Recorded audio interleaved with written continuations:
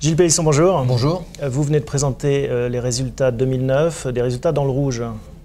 Oui, alors au niveau du net, on est dans le rouge parce qu'effectivement, nous avons dû, comme beaucoup de sociétés, passer des dépréciations d'actifs importantes, concernant notamment Motel 6 aux États-Unis et Cadeos au deuxième semestre en France.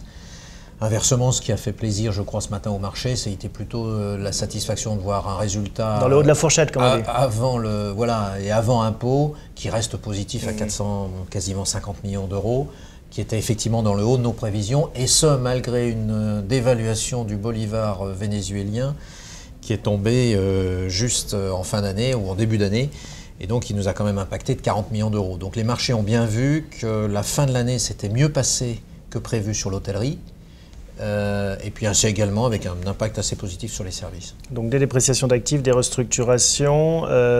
Pour l'activité, en effet, vous le dites, ça se passe peut-être mieux à la fin de l'année, mais quand même moins 10% de chiffre d'affaires. Et sur les services, moins 1,4%, hein, c'est ça? Alors l'hôtelier reste un marché cyclique.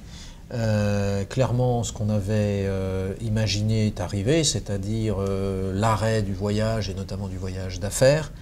Un marché très touché, heureusement, ici on y est que faiblement, c'est le marché américain. Donc tous nos grands concurrents américains finissent à moins 15, moins 17%. Donc c'est vrai que nos moins 10% montrent la résistance finalement. Avec des compartiments qui résistent mieux, l'économique je crois? Alors l'économique résiste un petit peu mieux, mais sur le marché américain par exemple, nous on y est présent avec Motel 6, on est à moins 14%. Donc on ne peut pas dire, on fait mieux que le marché, mais enfin c'est quand même pas glorieux. Et en Europe, on a plutôt une hôtellerie économique qui, comme c'est la tradition et c'est normal, résiste mieux parce que forcément les gens se retranchent derrière les produits les moins chers. Donc on a en général un trading down, hein, on fait en cascade, on descend de Novotel à Ibis et puis parfois de Ibis à Etap Hotel chez nous. Mais c'est aussi l'avantage d'être situé sur tous les créneaux de la chaîne. Est-ce que ça vous fait revoir votre stratégie? Est-ce que vous dites justement qu'il faut qu'on s'adapte en fonction de cette crise? Il faut qu'on renforce ce compartiment ou qu'on diminue l'autre? La stratégie de Accor, c'est surtout de dire on va avoir une géométrie variable. C'est-à-dire que là où il s'agit d'investir, comme nous sommes un groupe coté en bourse, il s'agit d'investir là où effectivement il y a un fort retour sur capitaux engagés, c'est-à-dire plutôt l'hôtellerie économique. Et ça varie un peu selon les géographies du monde. On a beaucoup d'hôtels dans les régions matures, mais on est certainement sur les pays émergents, il y a beaucoup de choses à faire. Et puis c'est vrai que plus on va aller vers le haut de gamme, donc chez des marques comme Novotel, Mercure et puis Pullman, voire Sofitel, là, il faut absolument que nous n'investissions pas, et donc c'est à faire investir des partenaires, soit institutionnels, soit des individus qui sont intéressés par des investissements de qualitatifs.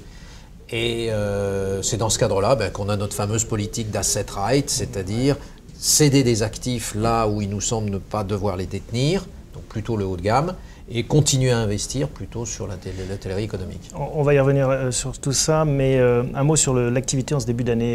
Est-ce que vous voyez déjà des signaux de reprise, de stabilisation, ou est-ce qu'il y a encore des gros risques devant nous? On voit des inversions de tendance très nettes depuis décembre, donc c'est pour ça qu'on l'a vu à la fois sur la fin 2009 et puis ça s'est confirmé sur janvier-février, donc il faut rester très prudent parce qu'on est quand même sur quelques semaines, voire un mois et demi. Mais on voit, clairement les pays émergents sont repartis, c'est-à-dire la Chine, le Brésil en ce qui nous concerne, l'Inde d'une certaine façon, mais on est petit, l'Australie parce que c'est un pays assez dynamique et qui est bien reparti, mais au rythme de l'Asie, sont des pays où là la croissance est repartie. Donc on a du mal du point de vue de la vieille Europe à imaginer qu'il y a des parties du monde qui vont aussi vite. Et aussi bien. L'Amérique est toujours extrêmement compliquée. On voit dans le très haut de gamme, puisque nous on est présent avec Sofitel ou Novotel au Canada, un léger redémarrage. L'hôtellerie économique est toujours en baisse. Donc, par contre, la baisse s'est infléchie, c'est-à-dire qu'au lieu d'être à moins 14%, on est à moins 5, moins 6. Ralentissement du recul. Voilà. Donc, on peut se dire on a peut-être touché vraiment le fond du fond. Et puis, sur l'Europe, là, il y a une reprise légère qui se traduit selon les pays, avec la France, l'Angleterre, qui sont plutôt bien repartis, à la fois en hôtellerie économique, un petit peu en hôtellerie moyenne gamme aussi sur janvier. Belgique, Hollande un petit peu moins bien, L'Allemagne un petit peu moins bien, mais on sent quand même des inflexions. Alors, plutôt confiant, donc au final, en résumé pour 2010 pour le moment, très prudent, parce que ce que l'on voit, c'est que tout ce qui est grande manifestation, il y a encore beaucoup de prudence, et ça sera plutôt deuxième semestre. En revanche, on voit des petites manifestations, des choses très sérieuses et très à faire marcher bien. Tout ce qui est évidemment incentive, stimulation, on se fait plaisir et on va dans un grand resort, c'est pas encore reparti. Alors, on a vu donc pour l'activité, l'actualité c'est aussi la scission des activités services d'une part, hôtellerie d'autre part. Ça y est, ça va être effectif en juillet, hein, c'est ce que vous annoncez. Voilà, c'est la décision que le conseil d'administration a prise sur notre recommandation hier. Donc en disant effectivement par rapport à un certain nombre d'indicateurs qu'on s'était fixés les uns avec les autres, à partir du moment où ils sont au vert, on peut procéder maintenant à un calendrier plutôt court, qui est donc d'aller vers une scission et une assemblée générale extraordinaire, parce que ce sont d'abord les actionnaires qui restent souverains. Vous allez être suivis, hein, puisque Colony, Euraseo détiennent 30% oui, du bien sûr, mais c'est une majorité des deux tiers. Voulaient, donc, en tout cas. Ce qui est important, alors eux voulaient cela, les cofondateurs du groupe voulaient cela, il y a plein de gens qui le souhaitaient. Il n'y a que le FSI en fait, hein, avec qui c'était un peu plus accroché. Comment ça se passe maintenant autour de la table, le conseil d'administration? C'est apaisé ça, ou ils sont rangés à votre... Je crois que c'est complètement apaisé. Le FSI a simplement dit qui campait sur sa position, ce qui était normal initial. Ils vont voter contre ou pas, vous savez pas? On ne sait pas encore, parce que je crois que c'est surtout le fait qu'ils ne feront pas d'obstruction, puisqu'ils ont bien pris acte de la décision du Conseil et d'avancer. Et puis qu'après, on prendra les décisions, mais en concertation et en temps utile. Donc, il n'y a pas de... Donc, un dossier qui sera réglé en juillet, vraisemblablement. Autre dossier, le désendettement. Hein. Vous continuez à céder des murs, des actifs. Oui, Accor est à la tête d'un fabuleux patrimoine. On est le seul groupe au monde à avoir 800 hôtels en propriété. On doit avoir en location fixe sur 4000 hôtels. 800 propriétés, 800 locations fixes, sur lesquelles on a en plus des options d'achat. Donc, on peut aller voir le propriétaire, exercer une option d'achat et revendre après l'hôtel. Et donc ça nous donne la possibilité de céder des hôtels. Ce qu'on a annoncé aujourd'hui, c'est que notre intention, c'est sur les 4 ans qui viennent, de céder sur ces 800 plus peut-être 400 autres options d'achat, 450 hôtels dans les 4 ans qui viennent. Donc c'est pas, on ne cède pas tous les bijoux de famille. Complètement désendetté. Et là, on s'aperçoit que quand on va répartir la dette entre les services et l'hôtellerie pourrait avoir en dette nette à peu près 1,2 milliard d'euros de dette nette, et que si on va au rythme d'à peu près, donc si vous faites 2 milliards d'euros de cession pour ces 450 hôtels sur 4 ans, ça fait 500 millions par an. On a confirmé ce matin qu'on était sur à peu près 450 millions d'euros déjà cessibles en 2010, enfin c'est l'objectif qu'on s'est fixé. Et donc ça veut dire qu'on est assez rapidement désendetté quand on part d'1,2 milliard. Mais ça bien un peu de dette quand même. Enfin, alors après, on peut se dire que l'optimisation, les cours de finance, d'optimisation de bilan font qu'il c'est bien d'avoir quand même un peu de dette. Enfin, c'est ce que m'ont appris mes profs de finance. Mais bon, comme je crois que l'un des enjeux, c'était de dire, mais est-ce que l'hôtellerie de Accor, seule, sans les services, va pouvoir survivre?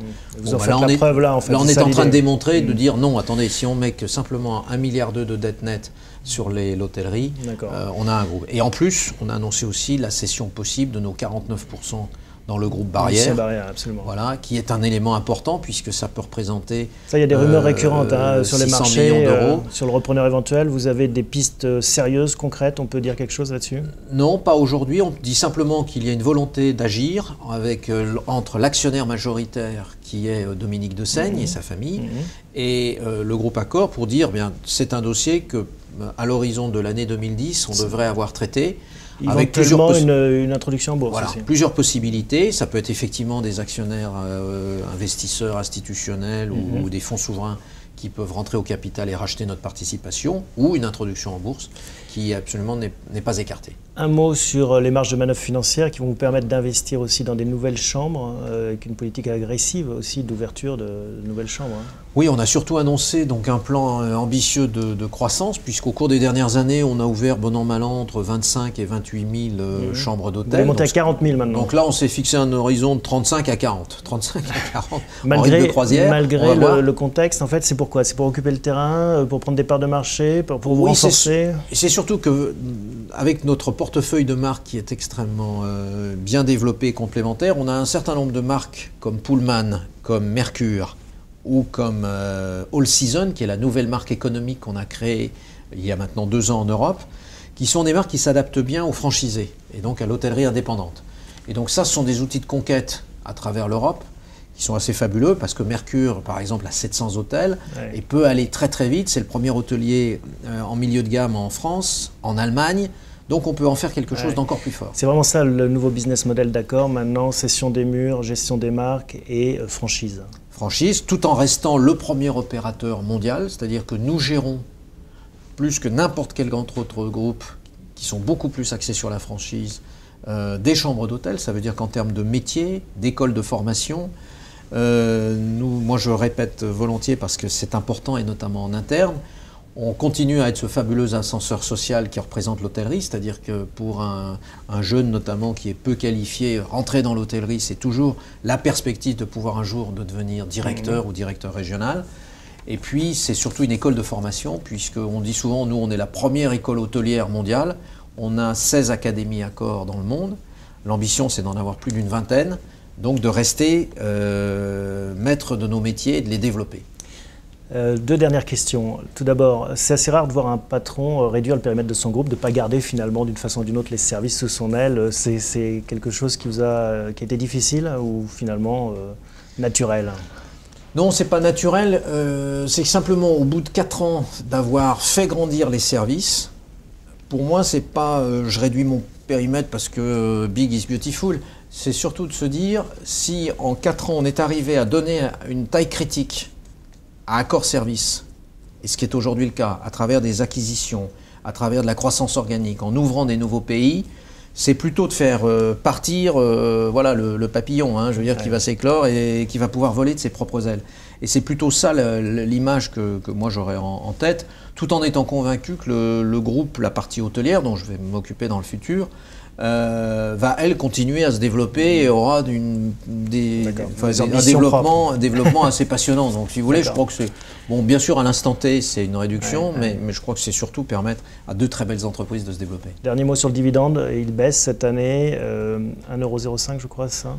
Oui, je crois que ce qui a été discuté avec le conseil d'administration, c'était à la fois de dire il faut tenir compte d'une baisse du résultat qui passe avant impôt de 875 millions d'euros à 448, donc forte baisse. Moins, un résultat courant qui est à 1,47 €, et à partir de là, sachant que l'année dernière et les 2 dernières années, on avait pu verser à nos actionnaires 1,65 €, qu'est-ce qu'on fait?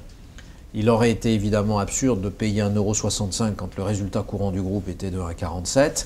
Donc à partir de là, c'était de dire, bien sûr qu'on tendait vers un payout plutôt de 50% du résultat courant.